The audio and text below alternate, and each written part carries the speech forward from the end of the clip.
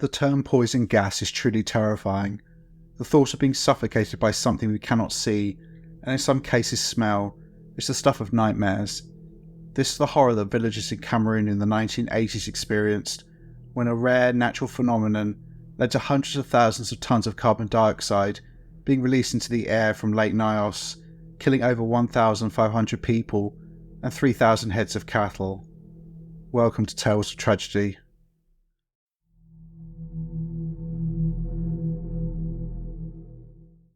For today's tale, we go back almost 40 years to 1986 and travel to Cameroon, a country in Central Africa, and specifically Lake Nyos, which lies in the north of the country.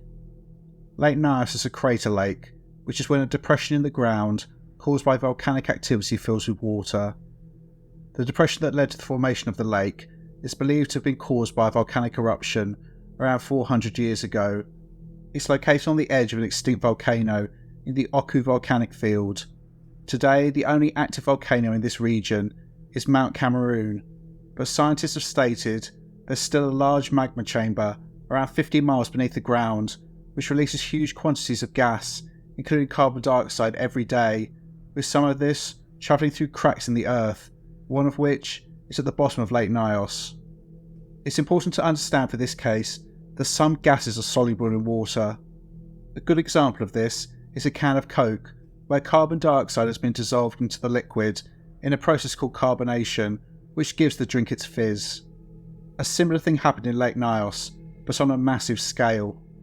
Also, to understand what happens next, I need to point out that at normal pressure, a litre of water can absorb a litre of carbon dioxide, but at greater pressures, this increases. An analogy I came up with, and I'm sure someone will come up with a better one in the comments, is a waste paper basket. If you balled up and threw paper into it, eventually it would overflow. If you increase the pressure on each ball, making them smaller in size with your hands, you could fit more in.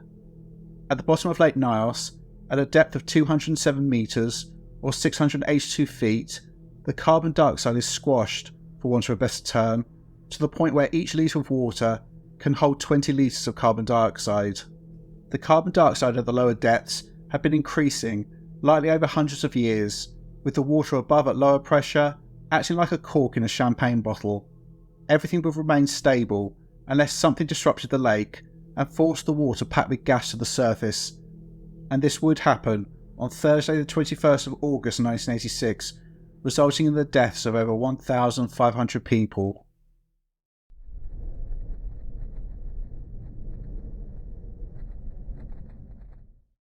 What actually triggered this disaster is still not fully understood. Survivors reported hearing a rumbling.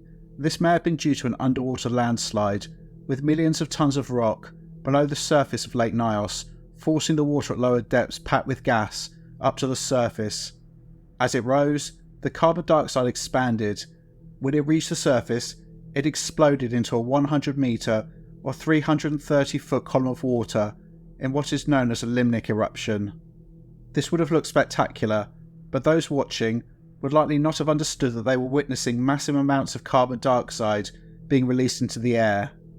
How much gas is unclear, but it was likely between 300,000 and 1.6 million tonnes, which was shot into the air at 60 miles an hour. Eventually, as carbon dioxide is heavier than air, the deadly cloud descended and eventually hugged the ground before moving down the valleys. Villagers who'd been watching the activity at Lake Nyos were the first to die. As the oxygen was replaced by carbon dioxide, these people fell unconscious in seconds and died from asphyxia in minutes. The deadly cloud enveloped the villages of Nyos, Cam, Char and Subam, killing everything in its path. In the village of Nyos, just a mile away from the lake, only 4 people out of hundreds survived, and these were the villagers who'd fled to higher ground. Most villagers were in bed asleep, and this is where they died. However, others tried to flee and quickly collapsed in the street. As the cloud moved, the concentration of carbon dioxide reduced, meaning that there were survivors in villages further away, including the village of Subam, which is around 11 miles away from Lake Nyos. One survivor, called Joseph Quain, lived in Subam and later described what he experienced when the cloud hit. Quote, "I could not speak, I became unconscious. I could not open my mouth because then I smelled something terrible. I heard my daughter snoring in a terrible way, very abnormal. When crossing to my daughter's bed, I collapsed and fell. I was there till 9 o'clock in the morning, until a friend of mine came and knocked at my door. He continued, I opened the door. I wanted to speak. My breath would not come out. My daughter was already dead. I went into my daughter's bed, thinking that she was still sleeping. I slept till it was 4:30 in the afternoon on Friday. I managed to go over to my neighbours' houses. They were all dead. Joseph got on a motorbike and decided to travel to a nearby village, and he went through Nyos, where he witnessed the devastation, with him later recalling, quote, As I rode through Nyos, I didn't see any sign of any living thing. The horror that Joseph experienced was shared by many, with people waking up after being unconscious for hours, or in some cases days, lying in the streets surrounded by dead bodies of men, women and children, and when they went home, they found their family dead in their beds. I've read that many survivors committed suicide in the aftermath of this tragedy due to the grief of losing all of their loved ones. Officially, 1,746 men, women and children lost their lives as a result of the deadly cloud that emerged from Lake Nyos. Around 3,500 heads of cattle also died, with their bodies littering the countryside. This figure is based on those who died immediately or in the days after the tragedy. However, hundreds of survivors developed long-term health issues, including chronic lung damage and brain damage due to hypoxia. Many of these people died in the months and years after this incident, meaning that the actual death toll which stemmed from this one incident can be considered to be over 2,000.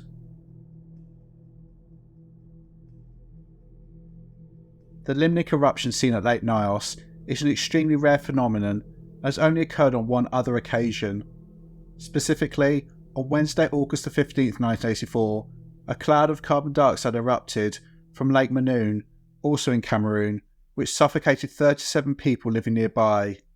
Researchers debated how to reduce the chance of such a tragedy happening again, and eventually decided to install degassing columns in lakes of concern where CO2 could be released. These have now been installed in Lake Nyos and Lake Nyos, so hopefully the horrific scenes seen in August 1986 will never be witnessed again. Thank you for watching. Please like, share and subscribe, and leave your thoughts in the comments below. Also, feel free to check out my second channel called Evil Among Us, which focuses on true crime. I'll put a link in the description. Take care, and I'll see you in the next one.